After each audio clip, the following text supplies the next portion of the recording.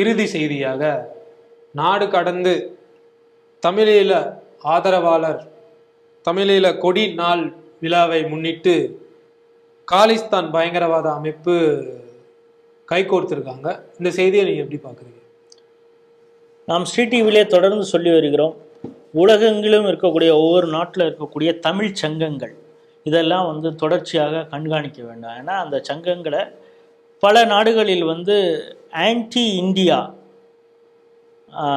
இந்தியாவுக்கு எதிராக செயல்படக்கூடிய அமைப்புகளை கைப்பற்றிட்டு வராங்க, அதில் இன்ஃப்ளூயன்ஸ் பண்ணுறாங்க அப்படிங்கிறத நம்ம சொல்லிட்டு வரோம்.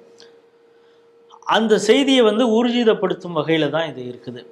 அதாவது இலங்கையில் போர் நடந்தது, எல்டிடி அழிக்கப்பட்டது அப்படிங்கிறதெல்லாம் சொல்கிறாங்க. அதை வைத்து அதாவது நாடு கடந்து, அதாவது இலங்கையில் அவங்க இல்லை, அங்கே இருக்கக்கூடிய அந்த ப்ரோ எல்டிடிக்கு ஆதரவாக இருக்கக்கூடியவர்கள் பார்த்திங்கன்னா கனடா, யூகே, ஆஸ்திரேலியாவில் இருக்காங்க, ஃப்ரான்ஸில் கொஞ்சம் இருக்காங்க, நார்வேயில் இருக்காங்க, இது மாதிரி வெளிநாடுகள் யூஎஸ்லேயும் கூட இருக்காங்க, கனடாவில் அதிகமாக இருக்காங்க. ஏன்னா இந்தியாவுக்கு எதிராக செயல்படக்கூடியவங்களுக்கு அடைக்கலம் கொடுக்கக்கூடிய ரெண்டே நாடு எதுன்னா கனடாவும் யூகேவும் தான், இங்கிலாண்டும் தான். ஸோ இங்கே அதிக அளவில் அவங்க இருந்து கொண்டு அந்த நாட்டில் இலங்கையில் அங்கே இருக்கக்கூடிய அரசுக்கு எதிராக என்னென்ன வேலையெல்லாம் செய்கிறாமோ அது செய்யலாம். சரி, அது அவங்க அரசுக்கு மட்டும் எதிராக செயல்படுறாங்களா அப்படின்னா அதற்கு ஒரு ரூட் வழியாக தமிழகத்தையும் இந்தியாவையும் தான் அவங்க யூஸ் பண்ணுறாங்க அப்படின்னு பார்த்துட்ருக்கோம்.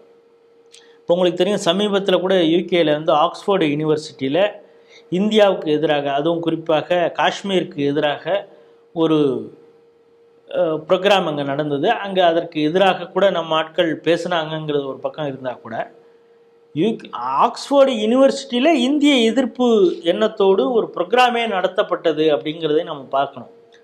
அதுலேயும் பல தமிழ் சங்கங்களை சார்ந்தவர்கள் அதற்கு முன்னெடுப்பு இருந்தாங்க. அதில் பல காலிஸ்தானி பயங்கரவாத அமைப்புகள் அவங்க அதற்கு ஆதரவாக இருந்தாங்க அப்படிங்கிறது பார்க்குறோம். இப்போ இந்த புலம்பெயர்ந்த தமிழ் ஈழ ஆதரவாளர்கள் அவங்களுக்கான ஒரு கொடிநாள் அப்படின்னு கொண்டாட இருக்கிறாங்க.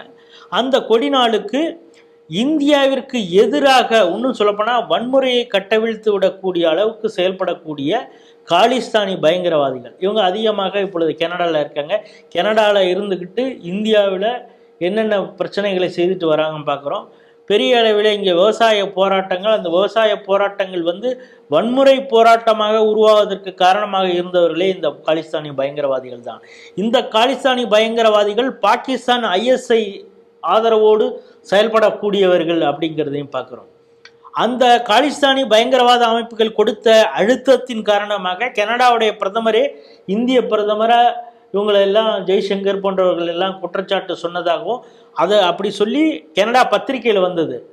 இப்பொழுது அமெரிக்காவில் ஆட்சி மாற்றம் வந்த உடனே கனடா பயந்துக்கிட்டு என்ன பண்ணுது, இல்லை நரேந்திர மோடி மீது எந்த பிரச்சனையும் இல்லை, அஜித் டோவல் மீது எந்த பிரச்சனையும் இல்லை, ஜெய்சங்கர் மீது எந்த குற்றச்சாட்டும் இல்லை, எங்கள்கிட்ட எந்த ஆதாரமும் இல்லை அப்படின்னு அவசரமாக பேசக்கூடிய அந்த விஷயங்களை பார்க்குறோம். ஆனால் இந்தியாவுக்கு எதிராக செயல்படக்கூடிய இந்த ப்ரோ எல்டிடி குரூப்பாக இருக்கட்டும், காலிஸ்தானி அமைப்புகளுக்கு அதிக அளவிலே ஒரு ஸ்பேஸ் கொடுக்கக்கூடிய ஒரு நாடாக கனடா இருக்கிறது. யூகேயும் அப்படி தான் இருக்குது.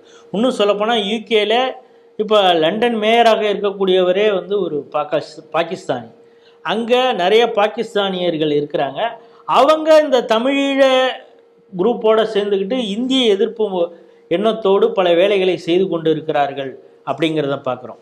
இப்போ சமீபத்தில் பார்த்திங்கன்னா இலங்கை, பங்களாதேஷ் போன்ற நாடுகளில் அந்த உள்நாட்டில் இருக்கக்கூடிய ஆட்சியை தூக்கி எறியக்கூடிய வகையில் வெளிநாடுகளிலிருந்து இயங்கக்கூடிய சக்திகள் தான் வேலை பார்த்தது அப்படிங்கிறோம். இப்போ நம்ம சாதாரணமாக இதை கடந்துட்டு போயிடணும். புலம்பெயர்ந்த தமிழீழ கோஷ்டி அவங்க ஒரு சின்ன குரூப்பு, அவங்க தான் இங்கே அந்த ப்ரோக்ராம் பண்ணுறாங்க அப்படி இல்லை.